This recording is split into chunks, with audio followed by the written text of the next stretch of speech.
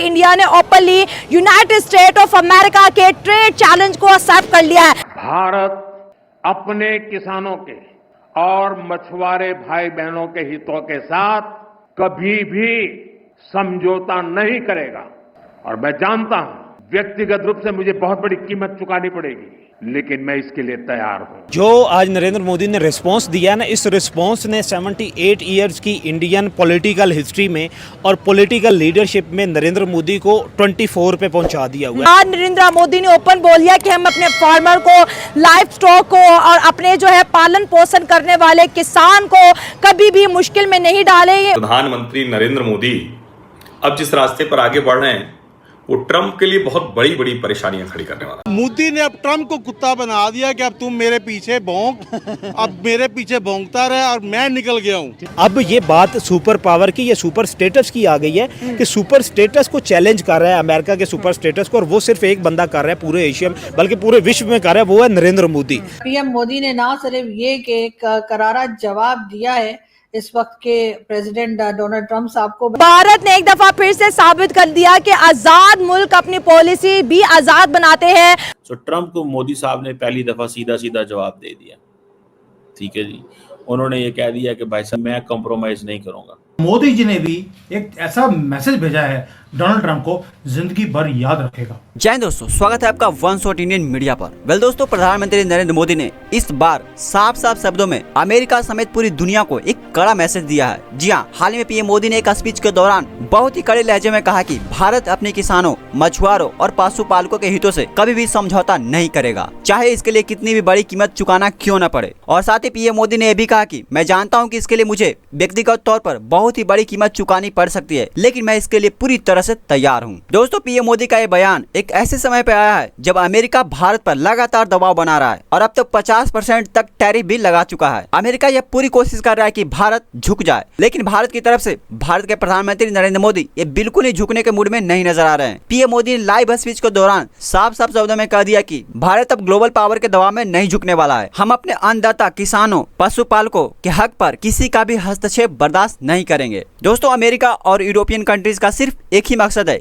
कि भारत के अंदर जाकर हम अपनी विदेशी कंपनी को बिजनेस करवाएं और भारत के अंदर जो कंपनियां हैं, जो किसान हैं और जो पशुपालक हैं, उनको पूरी तरह से खत्म कर दिया जाए। लेकिन इनका ये सपना सिर्फ एक सपना ही बनकर रह जाएगा, क्योंकि भारत के प्रधानमंत्री पीएम मोदी ने पूरी तरह से अपने देश के कंपनियों और अपने किसानों के लिए खड़ा हो चुके हैं। पीएम मोदी ने साफ संदेश दे दिया है कि भारत के सरकार कभी भी अपने लोगों के खिलाफ नहीं जाएगा, चाहे उस पर कितना भी टैरिफ लगाया जाए और कितना भी प्रेशर बनाया जाए। और यही वो मुद्दा है दोस्तों, जिससे कि अमेरिका और यूरोपियन यूनियन जैसे देश भारत को तकलीफ दे रहा है, क्योंकि भारत अभी के समय में अपनी आत्मनिर्भर नीति पर चल रहा है और ग्लोबल कंपनीज को भारत में बिल्कुल भी एंट्री नहीं दे रहा है। देखें, जो आज नरेंद्र मोदी ने रिस्पांस दिया ना, इस रिस्पांस ने 78 इयर्स की इंडियन पॉलिटिकल हिस्ट्री में और पॉलिटिकल लीडरशिप में नरेंद्र मोदी को 24 पे पहुंचा दिया हुआ है। कि इस हिसाब से आज का यूनाइटेड स्टेट ऑफ अमेरिका का को रिस्पांस देना जो है, ये किसी जवाहरलाल नेहरू ने 16 साल हुकूमत किया नहीं दिया।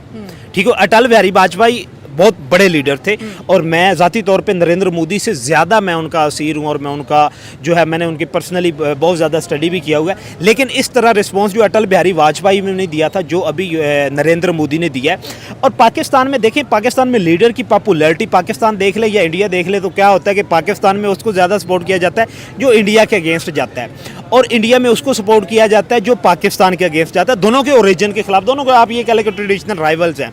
लेकिन अभी जो रिस्पांस जो नरेंद्र मोदी ने अमेरिका को दिया ना, तो अभी पाकिस्तान उसमें मैटर ही नहीं कर रहा, या दूसरे बांग्लादेश को देख ले या अफगानिस्तान को देख ले या ईरान को देख ले, वो मैटर नहीं कर रहा कि दुनिया की, विश्व की, जिस तरह इंडिया में देख रहे, विश्व की सबसे बड़ी सुपर पावर जो है, उसको उसने अलान ये बात कह दी है कि मैं भाई अपने ना तो किसानों पे, ना मछेरों पे और ना टेक्सटाइल इंडस्ट्री के, अपने बिजनेसमैन के बिजनेस पे और अपनी कॉमन पब्लिक पे कभी कंप्रोमाइज़ नहीं करूँगा। आपने जितना टैक्स लगाना है लगा लें।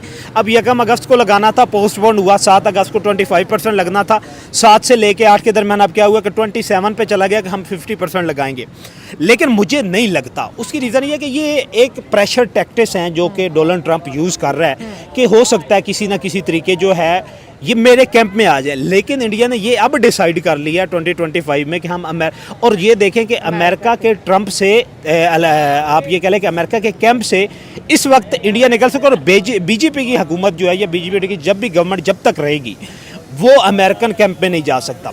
आपने दूसरी बात की है रिजीम चेंज की। रिजीम चेंज में आपके पास 33 सीट्स चाहिए रिजीम चेंज ऑपरेशन करने के लिए, लेकिन ये है कि मीडिया हाउस, आपकी मीडिया हाउस कभी भी इंडियन नेशनैलिटी या इंडियन नेशनल इंटरेस्ट के अगेंस्ट नहीं जाए। प्रधानमंत्री नरेंद्र मोदी अब जिस रास्ते पर आगे बढ़ रहे हैं वो ट्रंप के लिए बहुत बड़ी बड़ी परेशानियां खड़ी करने वाला है। अब ट्रंप ने कमाल तो किया है, ट्रंप ने दुनिया बदल दी है। यही वो चाहते थे कि दुनिया बदल दे, लेकिन जिस तरह से वो दुनिया बदलना चाहते थे वो नहीं हो पा रहा है। हो गया है उल्टा। कितना उल्टा हो गया है इसका अनुमान लगाइए। इतना उल्टा हो गया है कि चाइना कह रहा है कि भारत की सोवरेनिटी को कोई थ्रेट नहीं दे सकता। अकल्पनीय कर दिया है।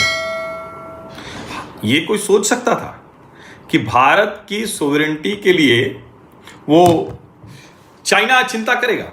लेकिन ट्रंप ने अपनी ऊल जलूल ऊटपटांग हरकतों से दुनिया को वहां लाकर खड़ा कर दिया। अब मैंने कहा था ना कि नरेंद्र मोदी तो नरेंद्र मोदी है, वो तो रणनीति बनाते हैं, उस पर काम करते हैं और किसी भी स्थिति में उस रणनीति को सफलता मिले उसके लिए पूरी तरह से लग जाते हैं। अब डोनाल्ड ट्रंप से वो चाह रहे थे, दोस्त बताया, साथ रहे, हाउडी मोदी नमस्ते ट्रंप हुआ, बहुत उन्होंने एक तरह से कहें तो रिस्क लिया था, जोखिम लिया था। लेकिन नरेंद्र मोदी जोखिम लेते हैं।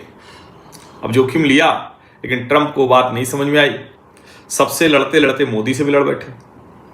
और इस लड़ाई में ट्रंप दुनिया भर से लड़ रहे हैं। और मैं इसीलिए कहता हूं जब कोई कहता है कि वो भारत को बेइज्जत कर रहे हैं, अपमानित कर रहे हैं, वो बेइज्जत हो रहे हैं क्योंकि वो तो सबको बेइज्जत कर रहे हैं ना। इस वक्त मुझे लगता है कि बिल्कुल दीवार के साथ कोने में खड़ा ट्रम्प जो है रो रहा है कि अगर पीछे जाता हूँ तो गिरता हूँ, आगे आता हूँ तो गिरता हूँ। क्योंकि वो जिनके खिलाफ गेम खेल रहा था उन्होंने तो हाथ मिला लिया। ये बात ही यही है। अभी ना उस बावले को ये समझ आ गई है कि पीछे आग है और आगे दीवार है। हाँ। ना तो मैं दीवार क्रॉस कर सकता हूँ और पीछे जाता हूँ तो मैं आग में गिरता हूँ। अभी वो इस दरमियान वाला जो आप ये कह लें कि विशियस सर्कल है ना, इस विशियस सर्कल में वो फड़फड़ा रहा है कि उसने धमकी तो दे।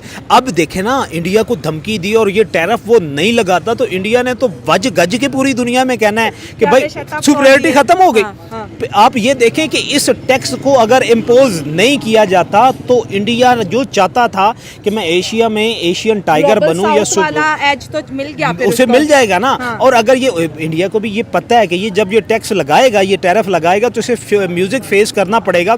और रशिया का हालांकि डायरेक्ट थ्रेट कोई नहीं था यूएस को, सिर्फ ये बंदा अपनी सुपरियरिटी, अपने कंट्री की नहीं, अपनी सुपरियरिटी वोट लेके आया था ना, वो अपने वोटर्स को भी तो फेस करना था ना कि मैं रशिया यूक्रेन की वॉर खत्म करूंगा, जबकि ना इसके यूक्रेन तक इतनी पहुंच है ना रशिया, क्योंकि यूरोपियन यूनियन को तो ट्रम्प खा चुका है इतना पैसा। अब इसके ऊपर यूरोपियन यूनियन का बहुत ज्यादा प्रेशर है कि तुम तो बोलते थे कि मैं जो है ये वॉर खत्म करूंगा, वॉर तुमने नहीं खत्म की, तो ट्रम्प ने बोला मेरे पास प्लान 2 है, जो रशिया के साथ डील का सब पे टैरिफ लगा दो। ये इनको लगता है कि 1950 चल रही है।